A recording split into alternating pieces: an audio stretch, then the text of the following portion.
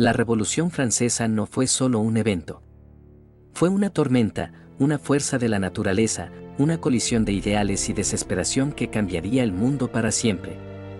Comenzó con hambre, con desigualdad, con el peso aplastante de una monarquía que había gobernado durante siglos sin ver realmente a su pueblo. Las calles de París se llenaron con los murmullos de los oprimidos, susurros que pronto se convirtieron en gritos, gritos que se transformaron en llamados a la batalla.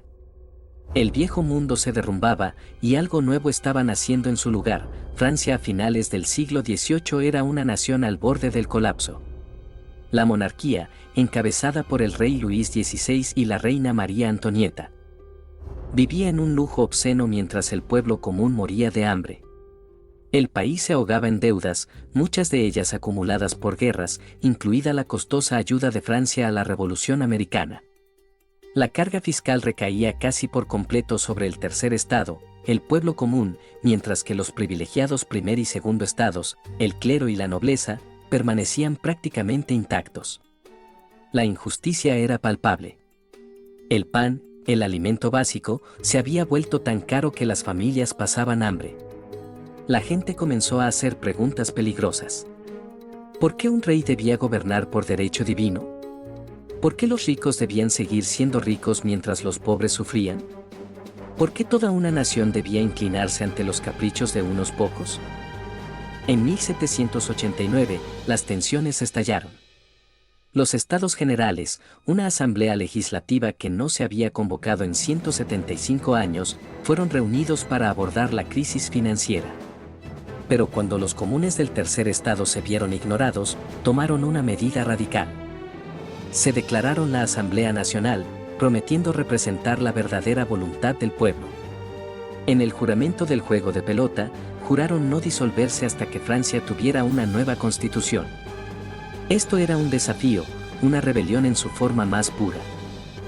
Y era solo el comienzo, el miedo se extendió por la monarquía. El rey intentó mantener el control, pero su indecisión y debilidad solo avivaron las llamas.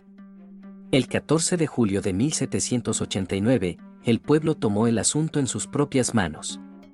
Una multitud asaltó la Bastilla, una fortaleza prisión que simbolizaba el poder absoluto del rey. Superaron a los guardias, derribaron las puertas y liberaron a los prisioneros. No fue solo una fuga de prisión. Fue una declaración. La revolución había comenzado, y no había marcha atrás. En el campo, el caos se extendió. El gran miedo se apoderó de la gente mientras los campesinos se rebelaban contra sus señores feudales, quemando registros de deudas, destruyendo castillos y desmantelando el antiguo orden. La Asamblea Nacional actuó rápidamente, aboliendo los privilegios feudales, y el 26 de agosto de 1789 emitieron la Declaración de los Derechos del Hombre y del Ciudadano. Inspirada en los ideales de la Ilustración, proclamaba libertad, igualdad y fraternidad. Los días de la monarquía estaban contados, pero la revolución no fue un camino recto. Fue una tempestad, llena de traiciones, violencia y lealtades cambiantes. Luis XVI, desesperado por mantener el poder, intentó huir de Francia en 1791, pero fue capturado y devuelto a París en desgracia.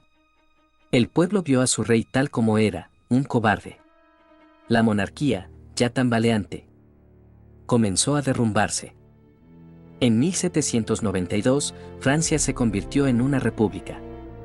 La Convención Nacional, impulsada por radicales jacobinos como Robespierre, llevó al rey a juicio. El veredicto era inevitable. Luis XVI fue condenado a muerte. El 21 de enero de 1793, fue conducido a la guillotina. La cuchilla cayó, y con ella, siglos de monarquía fueron cortados.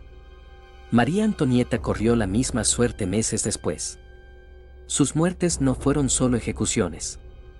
Fueron los dolores de parto de una nueva Francia, pero la revolución rara vez es misericordiosa.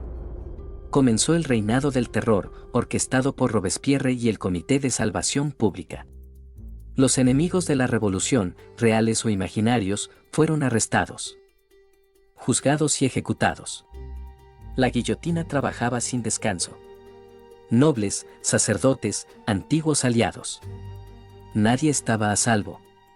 La sangre de miles empapó las calles de París. El miedo gobernaba tanto como la libertad, y entonces, tan rápido como había ascendido, Robespierre cayó. En 1794, fue arrestado y ejecutado por la misma máquina que había usado contra otros. La revolución devoró a los suyos, y Francia quedó buscando estabilidad. Después, el Directorio tomó el control, pero era débil y estaba plagado de corrupción. El pueblo había derrocado a un rey solo para quedar en el caos. Luego, en 1799, surgió una nueva figura, un genio militar llamado Napoleón Bonaparte. Tomó el poder en un golpe de Estado, declarándose primer cónsul y luego emperador. La revolución había terminado, pero su impacto era irreversible. La monarquía había caído, el feudalismo estaba muerto, y los ideales de libertad, igualdad y fraternidad habían quedado grabados en el corazón de Francia. El mundo nunca volvería a ser el mismo.